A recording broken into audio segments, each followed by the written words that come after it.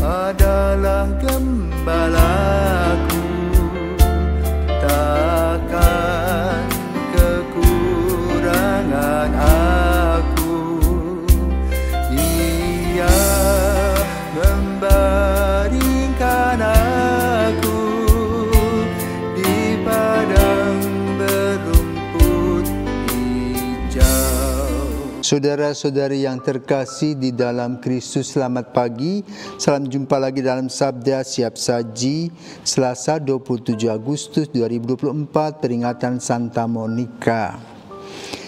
Marilah kita berdoa dalam nama Bapa dan Putra dan Roh Kudus. Amin. Mari bernyanyi untuk menghormati wanita suci yang pantas dipuji.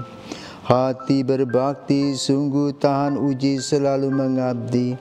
Tak terkalahkan oleh jerat lawan, namun bertahan di tengah godaan, memperjuangkan kerajaan Tuhan dan persatuan. Beratapannya tekun dalam doa, siap sedia mengabdi sesama, di mana-mana menyumbangkan jasa dengan gembira. Dimuliakan Bapa Maha Murah bersama Putra Penebus dunia, Roh Kudus pula penghibur gereja selama-lamanya. Amin. Allah penghibur orang yang berduka cita, dengan belas kasihan Engkau sudah menerima cinta dan air mata Santa Monica demi bertobatnya Agustinus putranya. Semoga berkat pertolongan mereka berdua kami menangisi segala dosa dan memperoleh kasih sayang rahmat-Mu. Demi Yesus Kristus Putra-Mu dan pengantara kami, yang hidup dan berkuasa bersama Bapa dalam persekutuan Roh Kudus sepanjang masa. Amin.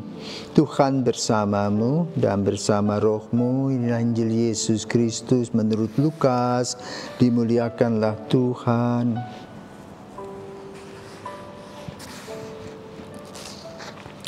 Pada suatu ketika pergilah Yesus ke sebuah kota bernama Nain.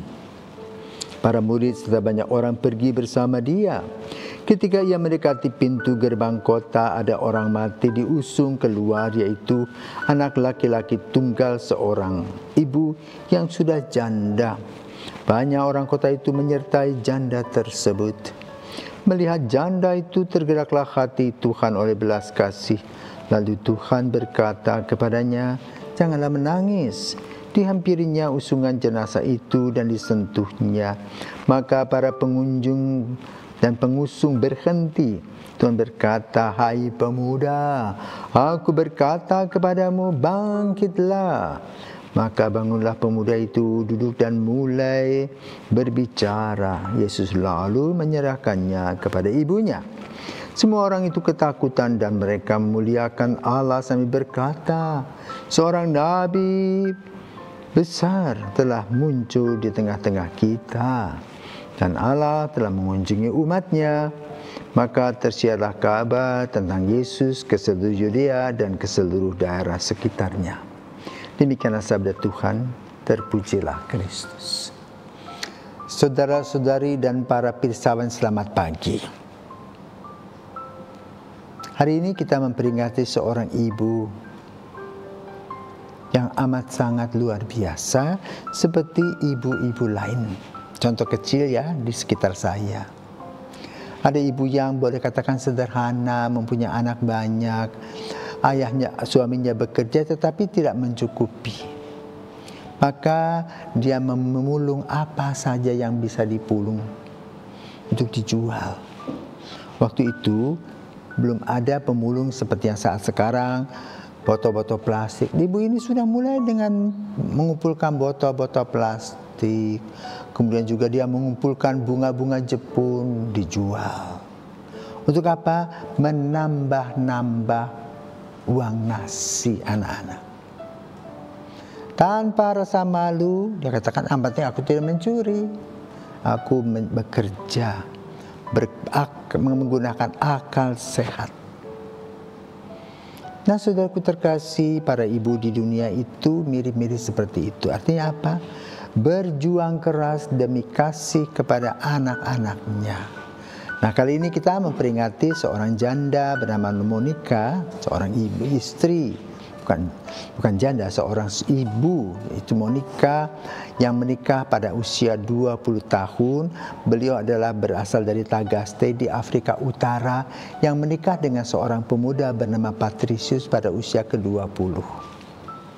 Kemudian dia dikarunia seorang anak bernama Agustinus.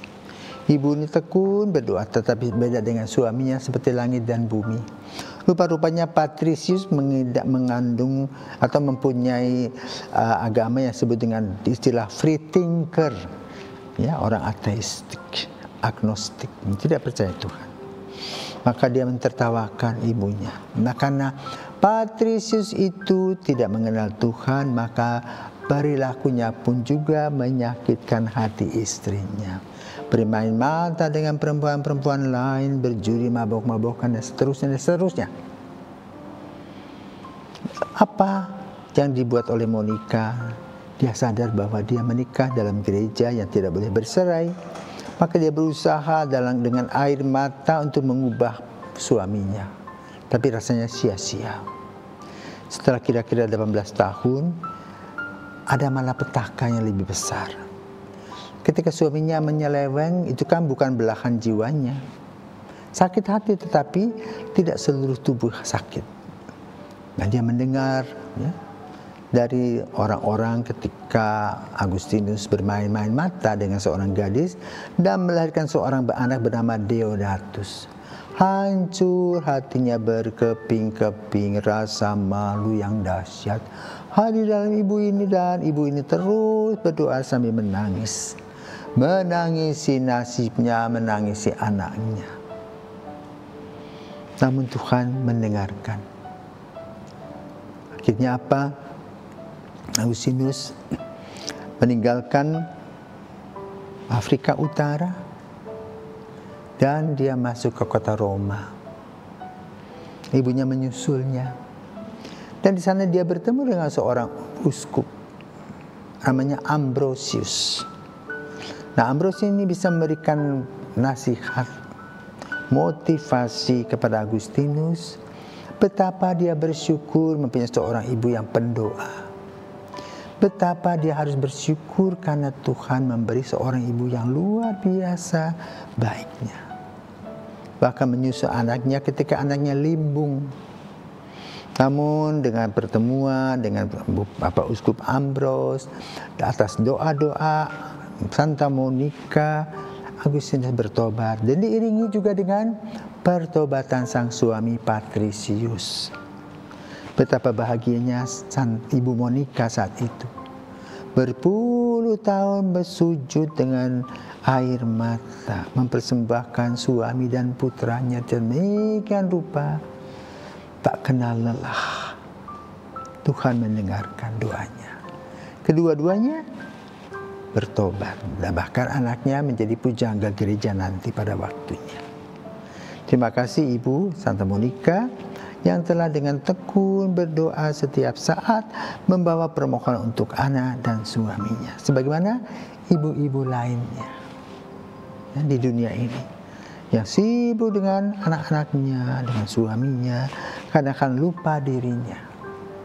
Mengikuti teladan Bunda Maria, menyimpan semua dalam hati. Maka pada pagi hari ini mari kita bersyukur kepada Tuhan karena kita diberi oleh Tuhan ibu-ibu yang luar biasa, yang hebat, yang memberi yang terbaik untuk kita, terutama anak-anaknya, juga kepada suaminya. Maka suami diharapkan tidak lagi KDRT, tapi dengan lembut dan kasih sayang mencintai ibu, karena ibu adalah bunda dari anak-anaknya. Maka mari kita juga berdoa melalui Bunda Monica. Santa Monica, doakanlah kami.